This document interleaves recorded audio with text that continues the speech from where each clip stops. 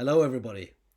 My name is Ciarán Burke, and I am the academic director of the Common Law Society View from a Mountain Law and Legal Skills Summer School 2020. That's a bit of a mouthful, I know. I'm also a law professor, a consultant, and a practitioner. Um, but for these purposes, I want to talk to you about the CLS Summer School, as we'll call it. Obviously, those of you who are watching are probably aware that the 2020 session of this long-running summer school didn't take place. And the purpose of this video and the videos that will follow it is to apologize for that, first and foremost. We are sorry it didn't take place. And also to give you a little taste of what you missed. And the purpose of giving you this taste is principally to tempt you to think about participating in 2021, when we hope to maintain approximately the same program in place. So, why didn't it happen this year?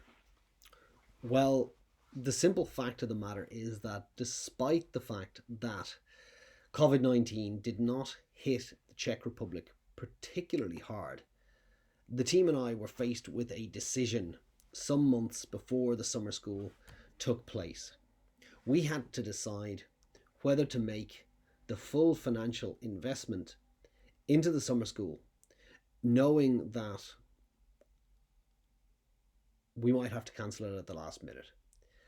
Given that none of us are epidemiologists, given that none of us are experts in viruses, given that none of us had particularly specialized knowledge on which to lean, we decided that the most prudent course of action would be to postpone the school.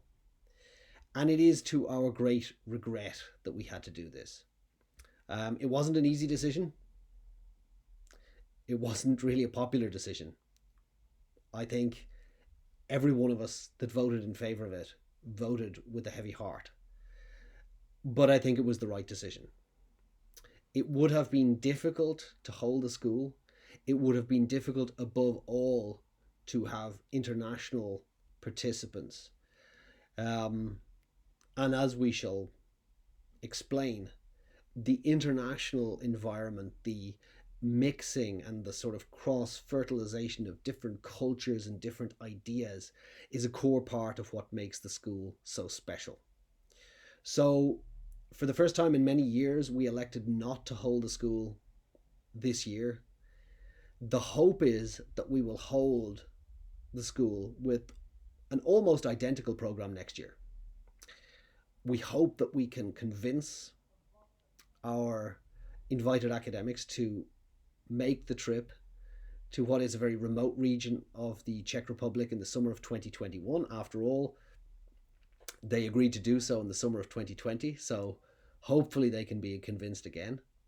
And most importantly, we hope that you, the potential participants, will see fit to make the trip. I promise you it will be worthwhile.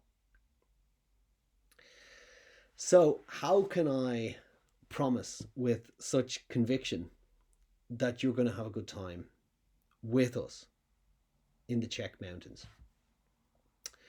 Well, I can say this because I've been in your shoes.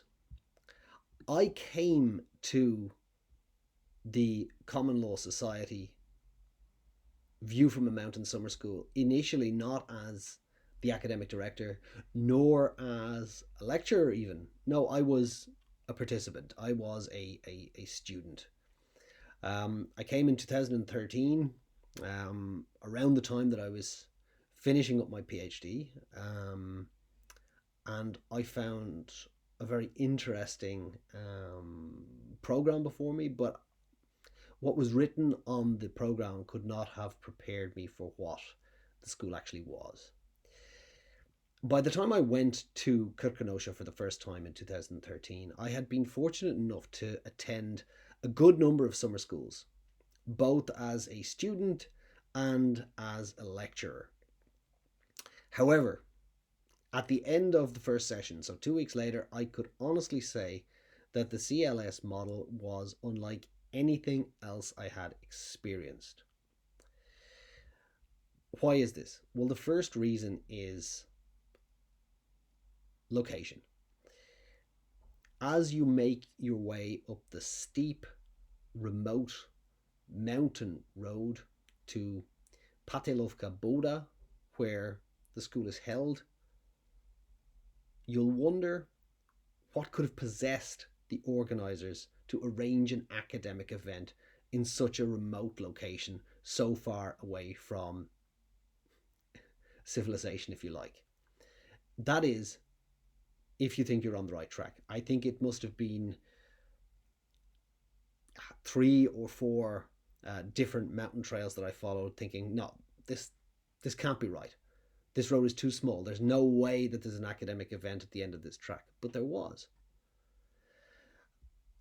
And what's at the end of the track is a scenic chalet with panoramic views of the surrounding countryside, blessed with fresh air, quiet, and usually, though we can't guarantee this, plenty of summer sunshine. The location of the summer school, remote as it is a million miles away from what one expects for academic pursuits. And this is undoubtedly the first tenet in what makes the experience quite so special. For all participants, whether they are Czech or whether they are foreign, and whether they are lecturers or whether they are students, the atmosphere is a far cry from a typical university environment. The tranquil setting helps to eliminate stress, zone you out from the outside world, and the remoteness means that contact with the outside world is kept to a minimum. There's not much phone signal, the internet's not super quick, so when you're in Kirkenosha, you're there 100%. And I can tell you that's a very good thing. However, the idyllic location would be worth very little without the right company to enjoy it. The idea of being confined to a remote mountain chalet with 40 people for 2 weeks has the potential to be less than appealing, depending on who those people are. L'enfer c'est des autres, of course. Happily, this is not the case at the Patelovka Boda. The organising team always take great pains to select a diverse and motivated cohort of students, mixing this with a selection of lecturers who are specialists in the disciplines treated by the school. In my time in the Giant Mountains, I've had the pleasure to engage with judges of the European Court of Human Rights, European Court of Justice, and the Czech Constitutional Court, as well as various esteemed professors and lecturers from around Europe and North America. This year, our keynote lecture was to be given by Professor Karl Baudenbacher, who is the former president of the EFTA Court. In tandem with this, students from all over Europe, but also sometimes the wider world, come together to learn and to exchange ideas. The variety of approaches put forth and the variety of personalities in the villa always makes for a stimulating and interesting debate. And rarely a lecture passes where even an experienced student of the law does not learn something new. Another positive facet is that we attempt to create a collegial atmosphere. That is, a flat hierarchy, or even an absence of hierarchy. You won't see me wearing a tie in Patelovka Boda, and I don't think you'll see anybody else wearing a tie there either. People address one another by their first names, and we often have young students who are at the beginning of their studies engaging in debates with PhD researchers, postdoc researchers, lecturers, professors, judges, etc., etc. And I should also say that some of the best ideas I've heard in the Patirovka Buda have come from some of our youngest participants. While age range and stage of learning amongst the participants varies considerably, it's not uncommon to see older and younger participants deep in conversation long after the lectures have ended, either discussing the finer points of some abstruse point of legal theory over one or many beverages, or maybe just talking about football, before moving on to the facilities within the villa, which we'll come on to later, but which include a full sauna, a whirlpool, a football pitch and tennis court, and some fantastic nearby hiking trails, one of which leads to a very pleasant pub up the mountain. Now, it should be said that the creation of an atmosphere like this, where people feel at ease and where people relax enough to let their guard down, does not occur without a lot of behind the scenes endeavor. The hardest job of all is making something difficult look easy. For this reason, we should also note that there is a huge team of organizers behind the summer school. And let's say of the organizers, I have the easy job. I'm basically just the front man. I try to sell the thing and I get up and I talk about law, which I love doing. But there's a team of other people who are driving cars to get lecturers from Prague Airport, who are sorting out specialist foods for those of you who don't like the Czech cuisine that you'll be served, although I do like it. It's tasty food, believe me, so you should definitely try it. And who sort out any other miscellaneous needs that you may have to make sure that you are, or that you feel that you are in a home away from home. So there's a team of people there who will look after you, who make sure that everything runs smoothly behind the scenes. And perhaps the best thing about this team is that half the time you hardly notice they're doing this, because they are always there with a smile on their face, and they always make sure that your needs are taken care of. So what I can say is that the CLS Summer School, putting all these people from different backgrounds, different ages, different stages of learning into the same place together, creates an environment that is hard to replicate, that is something really very, very special indeed. If you come and you don't like it, you've only lost 2 weeks of your life.